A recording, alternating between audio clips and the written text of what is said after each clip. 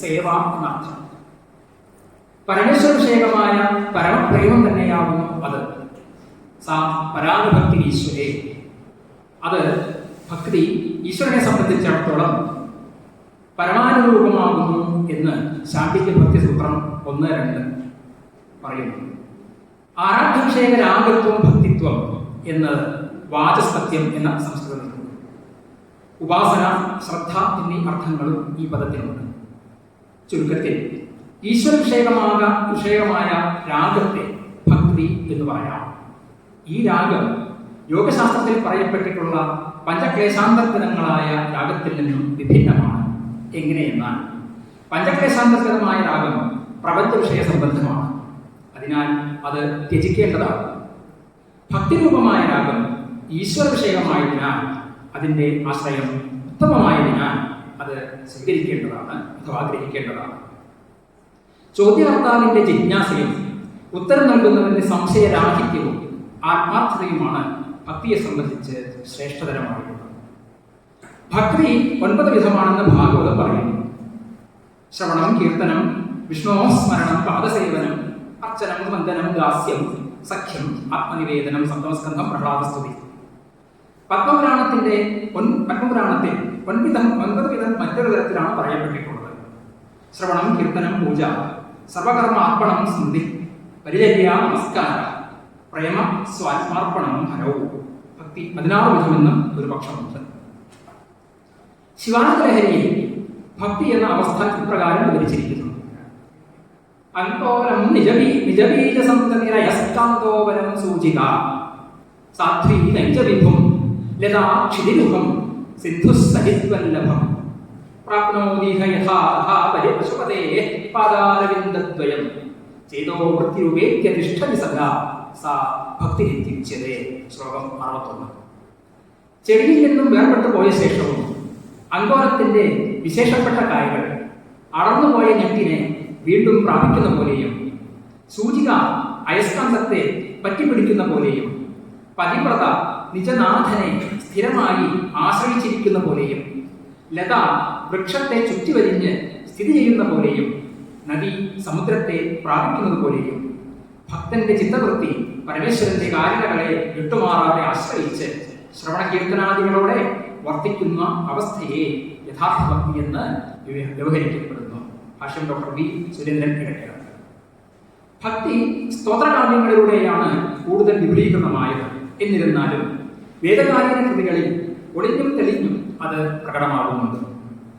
പ്രകൃതി ആരാധന പ്രധാനമായ ഋഗ്വേദമന്ത്രങ്ങളിൽ ഭക്തിയുടെ ആദ്യ സ്ഫുരണങ്ങൾ കാണാം. പ്രപഞ്ചത്തെ ഒരു അത്ഭുത വസ്തുവായി കാണുന്ന ഋഷിമാരുടെ വാക്കുകളിൽ ദേവന്മാരോടുള്ള ഭക്തി ദർശിക്കാം. ഇന്ദ്രാദി ദേവതകളുടെ അത്ഭുത പ്രവൃത്തികളെ അത്യാദരങ്ങളോടെയാണ് ഋഗ്വേദ കവികൾ വീക്ഷിക്കുന്നത്. സ്തുതികളുടെ ആന്തരിക ഭാവം ഭക്തിയാണല്ലോ. തുടർന്ന് ശങ്കരാചാര്യരുടെയും ജയദേവരുടെയും കുലശേഖരന്റെയും ഈരാശവന്റെയും മറ്റും കൃതികളിലൂടെ ഭക്തി സാമാന്യ ജനങ്ങളിൽ കൂടുതൽ വേരുറച്ചു. സ്തോത്രകാവ്യങ്ങളിലാണല്ലോ ഭക്തിഭാവം കൂടുതൽ പ്രകടമാകുന്നത്. ഇഷ്ടദേവതാ നമസ്കാരം, ആശീർവചനം, ദേവതയുടെ പരാക്രമം, ദേവതയോടുള്ള പ്രാർത്ഥന എന്നിങ്ങനെ വിവിധ രൂപങ്ങളിൽ ഭക്തി കാവ്യങ്ങളിൽ പ്രകടമാകുന്നുണ്ട്. സാലോക്യം, സാഷ്ടി, സാമീപ്യം, സായുജ്യം എന്നീ തലങ്ങളാണ് ഭക്തിഭാവത്തിനുള്ളത്.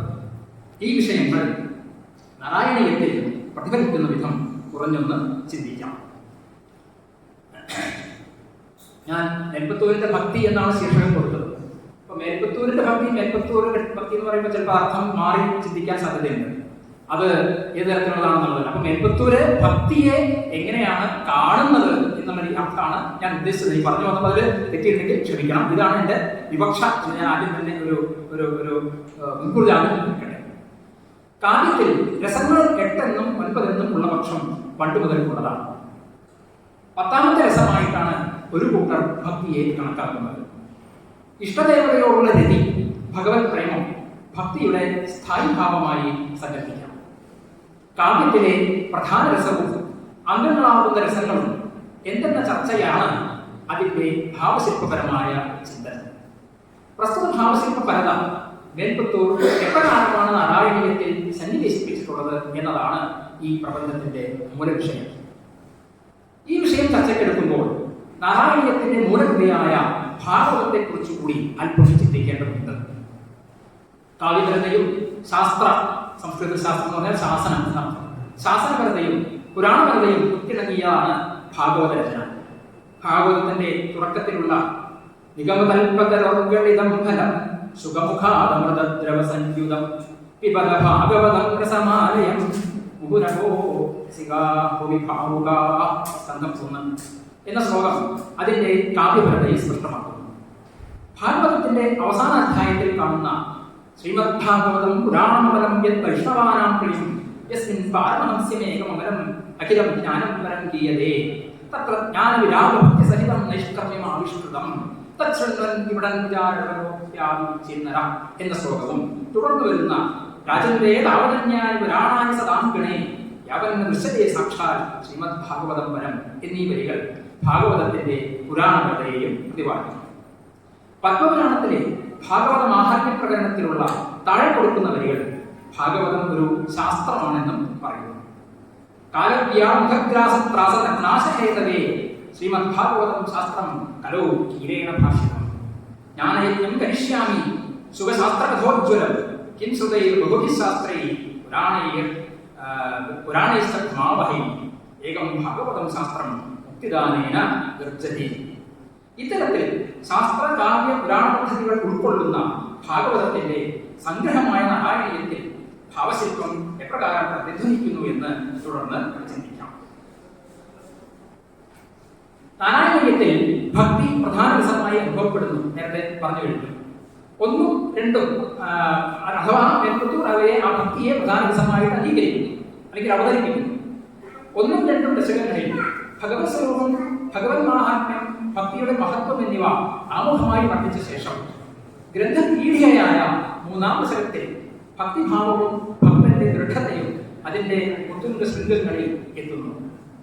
മൂന്നാം ദശകത്തിലെ ഒന്നാമത്തെ ശ്ലോകം പഠന്തോ നാമാനി പ്രമദഭരസിന്ധോ നിപതിതാ സ്മരന്തോ രൂപം തേ വരദ കഥയന്തോ ഗുണകഥാ ചലന്തോ യേ ഭക്താസ്ത്വൈഘരുരവന്തേ പരമമൂനഹം ധന്യാന്മന്യേ സമധിഗത സർവാൻ സമധിഗത സർവാഭിലഷാൻ. ഭക്താഭീഷ്ടം നൽകുന്ന ഹേ ഗുരുവായൂരപ്പ, നിന്തിരുവടിയുടെ നാമങ്ങൾ ചൊല്ലിക്കൊണ്ടും സ്വരൂപം ധ്യാനിച്ചുകൊണ്ടും ഗുണങ്ങളും കഥകളും പറഞ്ഞുകൊണ്ടും പരമാനന്ദ സമുദ്രത്തിൽ മുഴുകി സഞ്ചരിക്കുന്ന ഏത് ഭക്തന്മാരാണോ നിന്തിരുവടിയിൽ തന്നെ ലഭിച്ചുകൊണ്ടിരിക്കുന്നത് അവരെ മാത്രമേ ഞാൻ എല്ലാ ആഗ്രഹങ്ങളും സാധിച്ച ഭാഗ്യവാന്മാരായി വിചാരിക്കുന്നുള്ളൂ. ഉത്തമഭക്തി, മധ്യമഭക്തി, പ്രാകൃതഭക്തി. പ്രാകൃതഭക്തന്റെ അദ്ദേഹത്തിന്റെ ലക്ഷണം ഭഗവത് പ്രതിമയിൽ അർച്ചന ചെയ്യാനുള്ള ആഗ്രഹം എന്ന ഭാവത്തെ, ലക്ഷണത്തെ, മനോഭാവത്തെ തനിക്ക് നൽകണമേ എന്നതാണ് അവസാനത്തെ പ്രാർത്ഥന. ഉത്തമഭക്തി ഉണ്ടായാൽ, ദൃഢമായ ഭക്തി ഉണ്ടായാൽ തനിക്ക് വേണ്ടതെല്ലാം ആ ദേവത തന്നുകൊള്ളും, തന്റെ സകലവിധ ദുഃഖവും തീർന്നു കിട്ടും എന്ന് കവി തന്റെ അനുവാചകരെ തന്റെ അനുഭവത്തിലൂടെ ബോധ്യപ്പെടുത്തുന്നു. ഏതൊന്നിനാണോ വ്യാപരിക്കുന്നത്, ആരെയാണോ ആശ്രയിക്കുന്നത്, അതിൽ അയാളിൽ ദൃഢമായ വിശ്വാസം ആണ് ഏതൊരാൾക്കും വേണ്ടത് എന്ന് മേൽപ്പത്തൂർ ഉത്ബോധിപ്പിക്കുന്നു.